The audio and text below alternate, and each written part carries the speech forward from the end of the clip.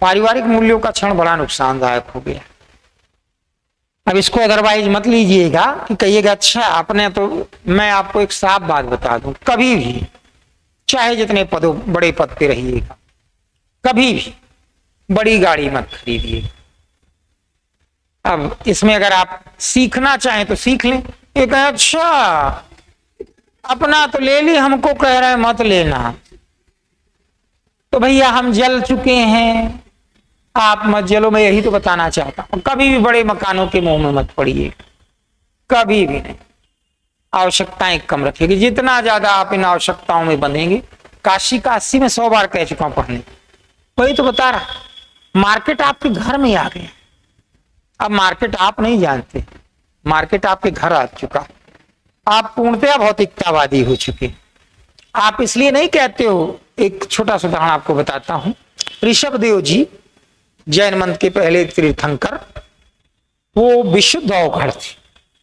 उनकी सारी घटनाएं मैं नहीं बता पाऊंगा, भागवत में लिखी हैं, पढ़ लीजिएगा। विशुद्ध अवघड़ मतलब उनको स्वच्छता तक से कोई मतलब नहीं था। तो इसलिए नहीं कि वो आलसी थे, स्वच्छता से मतलब नहीं था, इसलिए कि उन्होंने सारे भेदभाव मिटा दिए थे। उनके लिए सब एक जैसा हो चुका। सुख दुख संपत्तौ च विपत्तौ च माताम एक रूपता, इसलिए वैसे हो गए। अब आपको भ्रम हो गया है कि आप कर्मकांडी नहीं हो, आप बेसिकली आलसी हो। आप नहाकर भगवान के सामने हाथ जोड़ने भर की हिम्मत नहीं जुटा पा रहे, क्योंकि कभी जाड़ा है, कभी पसीने में भीगे पड़े, अपने पसीने में भीग भीग के ठंडे हो के फिर सो ले रहे। ये अजीब नस्ल आ गई है। तो पारिवारिक मूल्यों के क्षरण ने भारत को खत्म कर दिया। संयुक्त परिवार में कुछ साल तो रहना चाहिए। और ये न्यूक्लियस फैमिली के बच्चे बड़े बदतमीज होते। आपने देखा था एक अमिताभ बच्चन से कैसे बात कर रहा था केबीसी में। अमिताभ बच्चन पे अशिष्टता का आरोप तो आप नहीं लगा सकते, 100 आरोप और लगा दो, लेकिन ये आरोप तो नहीं लगा सकते। कैसे बोल रहा था, याद आ रहा है कुछ? केबीसी में एक बच्चा अमिताभ बच्चन से, चलो खोलो जल्दी से, लॉक कर दो इसको, दो खोलो लॉक कर दो, ये बोला जाता है अपने से बड़े से। तो वो न्यूक्लियस फैमिली में पता चला पड़ा। न्यूक्लियस फैमिली के बच्चों में मतलब उसके माता पिता भी अपने अपने माता पिता के अकेली संतानें थी। तो उन्होंने न भाई देखा, न चाचा देखा, न बुआ देखी, न मौसी देखी, कुछ नहीं देखा। सबसे निभाना पड़ता है ना। संयुक्त परिवारों ने आदमियों को मजबूत किया है। आपकी 1 लाख सैलरी है, इससे कोई फर्क नहीं पड़ता है। आपको इस सैलरी का एक हिस्सा, ऐसे मैं बहुत से लोगों को जानता हूं जिन्होंने सैलरी का एक हिस्सा अपनी उस बहन को भेजा है जो संकट में।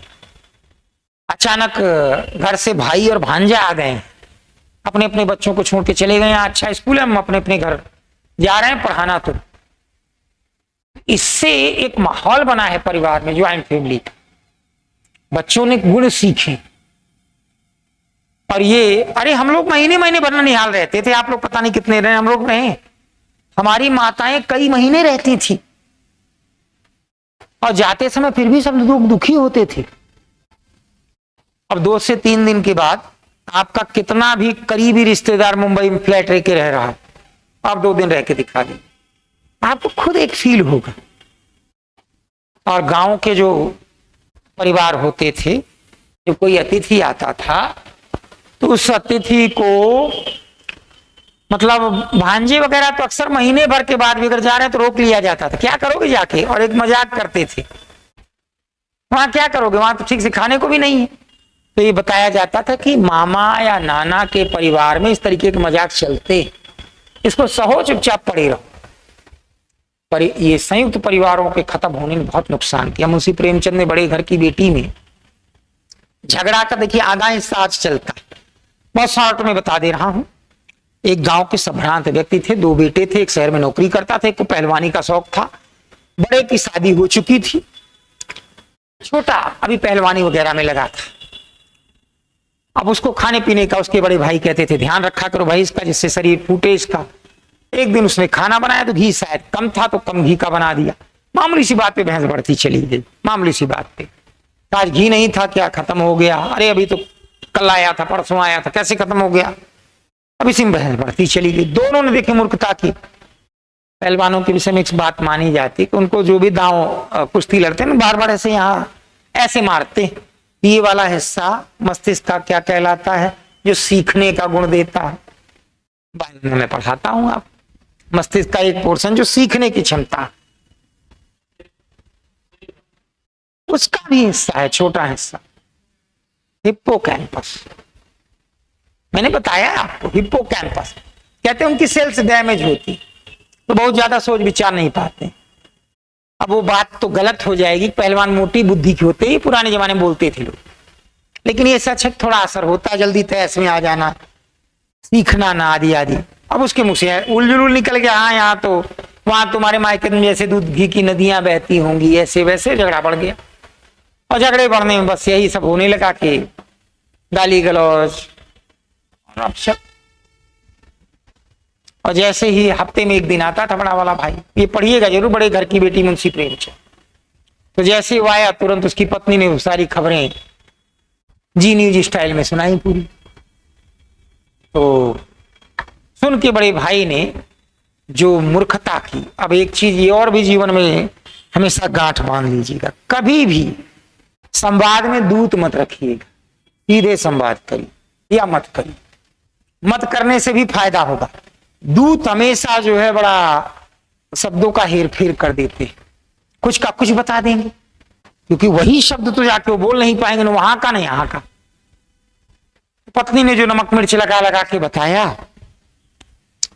वो बड़े भाई तैश में आ गया, अच्छा उसकी ये हिम्मत, तुमको मारने उठा, मैं उसकी शकल नहीं देखूंगा। ये छोटे भाई ने सुन, घर में बंटवारे की चर्चा चलने लगी। अब वो स्त्री जिसने अपने पति को सब बताया था, 2-4 दिन बीता, घर में कोई खाना पीना नहीं खा रहा था, तो 2-4 गांव में बंटवारा बुरी बुरी चीज माना जाता था। हो जाने के बाद भी 2-4 साल तक लोग बताते नहीं थे कि हमारे यहाँ हम चारों भाई अलग हो गए। उसके बाद फिर अंत में उस स्त्री ने जाके अपने देवर को समझाया, अपने पति को समझाया, मेल मिलाप कराया। तब गांव वाले बोले देखो ये होती बड़े घर की बेटी, बड़े घर से यहाँ तात्पर्य उसके घर में सोने चांदी के सिक्के बह रहे हैं, ये नहीं है, संस्कारों से बड़ा होता है, संस्कारों से। ये वैल्यूज बड़ी तेजी से खत्म, बड़ी तेजी से, और इसने भारत को अंदर अंदर बहुत बुरी तरीके से खोखला किया, इसीलिए बच्चा अकेला रहता है। भाई आपने जब गाढ़े वक्त पर अपने रिश्तेदारों की और संबंधियों की मदद नहीं की, तो आपको भी फिर आपका बच्चे पर भी कोई संकट अगर आ गया आपकी बात, वो भी अकेला ही रहेगा। इसने बहुत कुछ खो दिया। पारिवारिक मूल्यों पे इससे आता है, इन सब चीजों को उठाने की कोशिश करिएगा। इसका कारण भी अर्थ प्रधान ही है। किस्त आपको 6 चुकानी, गाड़ी की अलग चुकानी, मकान की अलग चुकानी, और इस चीज की और उस चीज की और उस चीज की।